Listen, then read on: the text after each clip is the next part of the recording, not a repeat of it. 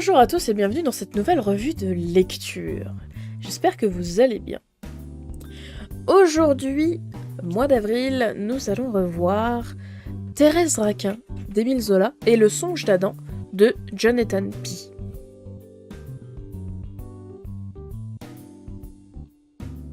On commence donc par Thérèse Raquin, qui a été écrit par Émile Zola et qui est paru en 1873. Mon édition est une édition de poche. On est sur un roman de psychologie, un peu naturaliste, la quatrième de couverture. Par la volonté de sa tante, Thérèse épouse son cousin. Bientôt, elle ne supporte plus sa vie de cloîtrée, ni cette ruelle noire du Pont-Neuf, où Madame Raquin a installé sa mercerie. Toute sa sensualité refoulée va alors s'éveiller au contact de Laurent, peintre dont elle devient la maîtresse, et les amants décident de noyer le mari. L'âpreté, la sexualité, le crime, Zola est déjà lui-même dans ce mélange puissant de romans noirs et de tragédie qui le fait connaître du public littéraire parisien. Donc ça, c'est un roman classique que vous avez peut-être lu pour votre bac de français, notamment. Moi, c'est un livre que j'avais lu justement pour le bac de français, effectivement, et qui m'avait marqué. Il y a une scène en particulier qui m'avait marqué. C'est celle où le portrait du mari est décrit. Donc je sais que j'en ai de très gros souvenirs de ce livre-là. Enfin, quand je l'ai relu, je me suis pas souvenu de l'histoire, mais j'avais en mémoire cette scène-ci. Mon propre résumé, bien sûr. Thérèse est une femme à la vie morne. Elle est mariée à un homme maladif qui la considère comme une sœur. Mais sa vie deviendra bien différente quand elle prendra l'ami de son époux comme amant.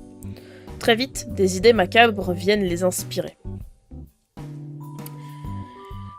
On est sur un livre qui est un peu lourd à la lecture, puisque Zola donne énormément de descriptions. C'est un truc qui m'avait marqué quand je l'avais lu pour mon bac de français.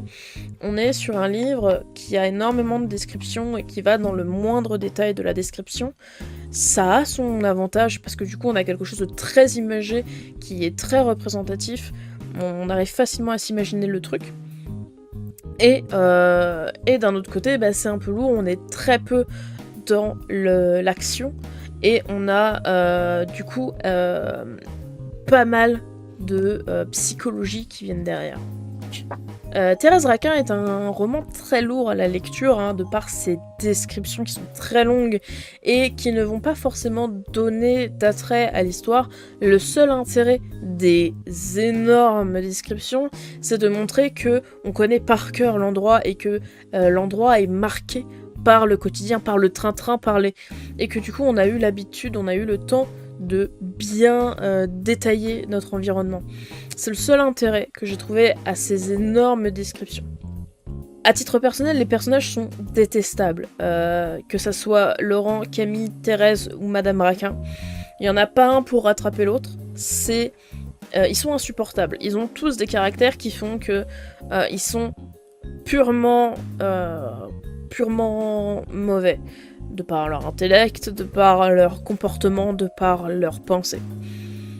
Et en un sens, ça les rend humains. Aussi surprenamment que ça puisse paraître. C'est un livre qui a longtemps traîné dans mon sac à main, que je lisais dans les salles d'attente, dans les machins comme ça. Et c'est un livre que j'ai eu beaucoup de mal à finir. Parce que il est long. Enfin, il est pas... Il n'y a pas beaucoup de pages, mais il est long en termes de ressenti. On va passer aux qualités et aux défauts de l'œuvre. En termes de qualité, on a quand même des descriptions qui sont bien fournies. Elles sont très détaillées, on se retrouve dans un environnement assez lugubre qui reflète parfaitement le train-train quotidien des personnages, qui devient le train-train des personnages, j'ai même envie de dire. Donc on a beaucoup de descriptions, et les descriptions qui sont bien faites, et notamment les descriptions des personnes. Je pense notamment au corps de Camille, donc Camille, le mari de Thérèse. La description du corps est assez précise, mine de rien, et c'est vraiment bien fait. à croire que Zola s'est mis à traîner dans les morgues pour pouvoir faire les descriptions comme il fallait. En seconde qualité, j'ai noté la fin. La fin, dans les dernières pages, on se pose encore la question de qu'est-ce qui va se passer à la fin. Qui va s'en sortir? Qu'est-ce qu'ils vont faire? Comment ils vont arrêter tout ça? Et jusqu'à la fin, on a du suspense. Et je trouve ça vraiment pas mal. Et ça peut donner une fin un peu brusque, un peu abrupte. Mais personnellement, j'ai trouvé que c'était une bonne fin. Parce que finalement, elle était logique. Ils ont fait ça ensemble, ils ont fini ensemble. Pour faire simple. Et je trouvais ça bien pensé et bien géré pour le coup. En ce qui concerne les défauts de l'œuvre, en premier lieu, j'ai noté la lenteur du livre. Il y a beaucoup de moments où c'est très lent, où ça a tendance à un petit peu se répéter, mais c'est pour, à se paraphraser, c'est pour des raisons un peu logiques qui sont que c'est un livre qui est principalement psychologique. On voit l'évolution des pensées des personnages, donc de Thérèse et de Laurent. On voit par quels états d'âme ils passent. Et c'est très intéressant de voir ça, mais d'un autre côté, ça alourdit le récit, ça le ralentit énormément. C'est un peu dommage. Et ensuite, évidemment, les personnages qui sont détestables. C'est vraiment compliqué. Ça rajoute à la lourdeur un peu du récit, mais on peut pas avoir pitié de Thérèse et de Laurent quand on voit à quel point ils sont insupportables et exécrables. Ils sont exécrables l'un envers l'autre, ils sont exécrables avec leurs proches, ils sont exécrables dans leurs actions, dans leurs pensées. Et du coup, on peut pas avoir pitié d'eux. C'est probablement pas l'objectif d'avoir pitié d'eux, au contraire, c'est même plutôt une vengeance, je pense. Mais pour autant, du coup, c'est difficile de suivre leurs états d'âme parce que on les aime pas. Voilà. Donc, je pense que si on aimait voir les gens souffrir, faut quand même admettre que c'est rigolo de voir les gens souffrir, mais si vous aimez voir les gens souffrir, le livre peut être bien. Surtout si vous aimez bien que ce soit les méchants qui souffrent. Mais bon. Il est temps de parler de la note, messieurs, dames. Pour la note de Thérèse Raquin, j'ai mis la note de 3 sur 5. Pourquoi 3 sur 5 ? Parce qu'en fait, malgré la lourdeur du récit, moi j'ai été particulièrement marquée par les descriptions, notamment le cadavre de Camille. Globalement, les descriptions, à moi, elles m'ont plu. Quand j'étais en première, elles m'ont pas autant plu, concrètement. Il faut savoir que j'avais en mémoire justement la description du cadavre de Camille qui m'est restée et qui aujourd'hui encore m'a marqué positivement, si tant est que ce soit possible. Et je trouve ça bien, je trouve ça inspirant. Le côté psychologique est bien géré, mine de rien, mais c'est un peu lent. J'ai eu beaucoup de mal à le lire en termes de lourdeur, en termes de rythme, et c'est pour ça qu'il n'est pas plus haut, malgré les qualités que je lui ai trouvées.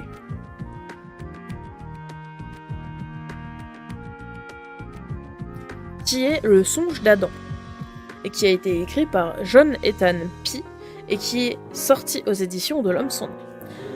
Petit aparté sur le nom de l'auteur, selon certaines éditions du livre, l'auteur est Sébastien Péguin.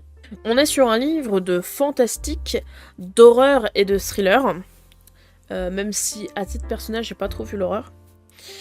C'est paru en 2011 à l'édition de L'Homme sans nom, comme je disais tout à l'heure. Le résumé de l'œuvre, la 4e de couverture. Allemagne, forêt noire, de nos jours. C'est dans ce cadre magnifique que s'installe Hugo, chercheur dans le domaine des lettres, et sa fille Morgane, inventive adolescente. Mais la forêt noire est également le cadre de légendes ancestrales, dont certaines seraient peut-être bien plus que de simples légendes. Et lorsque Morgane commence à percevoir des choses qui ne devraient pas exister, et que des fantômes du passé du père et de la fille semblent devenir plus que des souvenirs, l'horreur surgira. Et les disparitions au cœur des bois trouveront une explication que l'esprit humain ne peut concevoir. Hugo prépare une thèse sur Dionysos et part en Allemagne, au cœur de la forêt noire, pour ses recherches. Lui et sa fille seront témoins d'événements étranges. Ils vont aussi découvrir le folklore allemand, notamment le mythe de l'arbre de Johannes, capable de ressusciter les morts. C'est un livre qui a été un peu compliqué pour moi à lire, parce que je l'ai pas lu dans la meilleure partie de ma vie, hein, on va pas se mentir. C'est un livre qui est assez lourd en explications. C'est-à-dire, il est pas tellement dans la description. Les descriptions sont bien, elles sont présentes, elles sont assez détaillées, elles sont pas trop fournies, contrairement à Zola.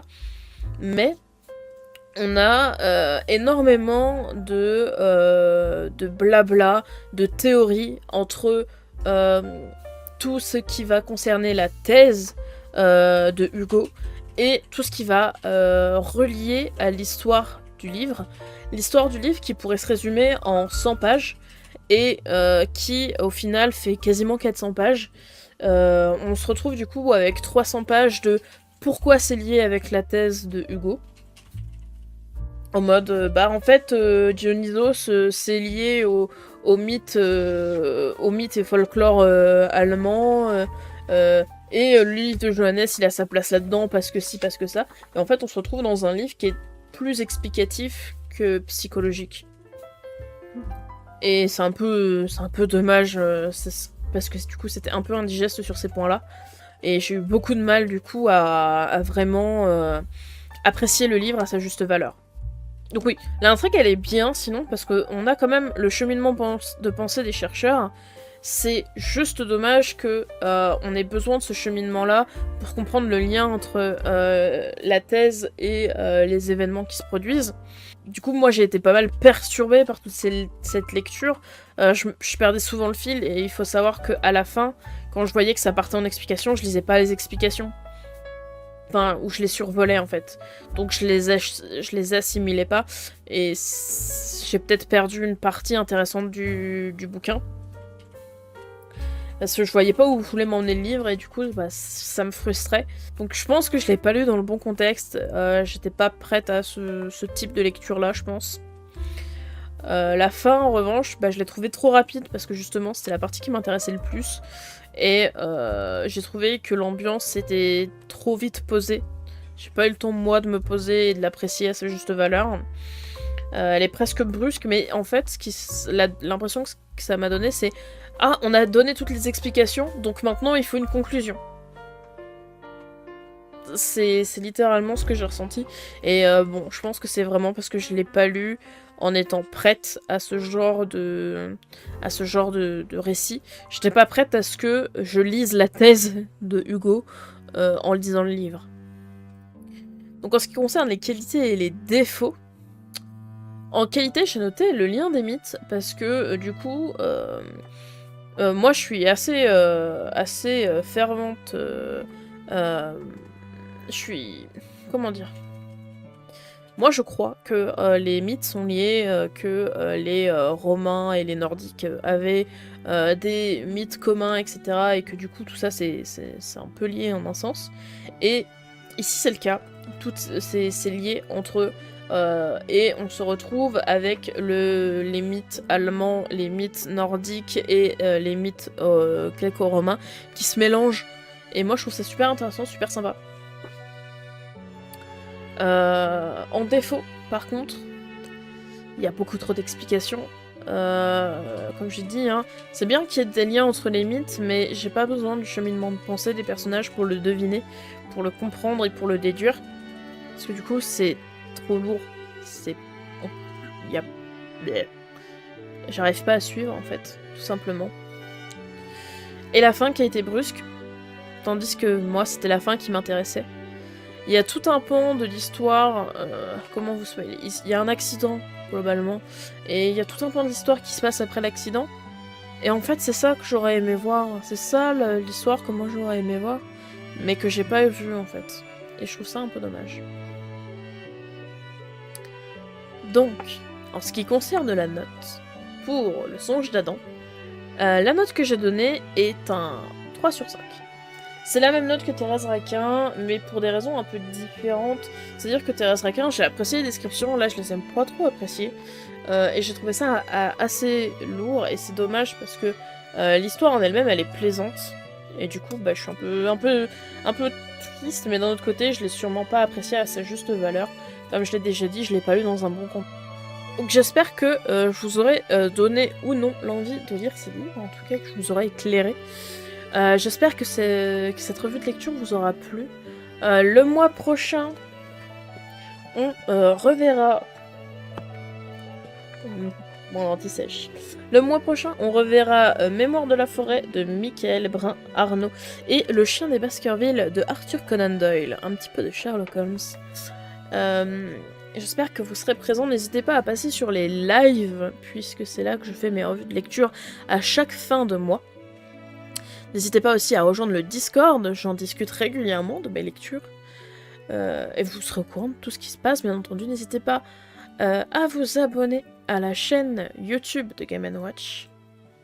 Je vous fais à tous des gros bisous et je vous dis à la prochaine. Ciao tout le monde.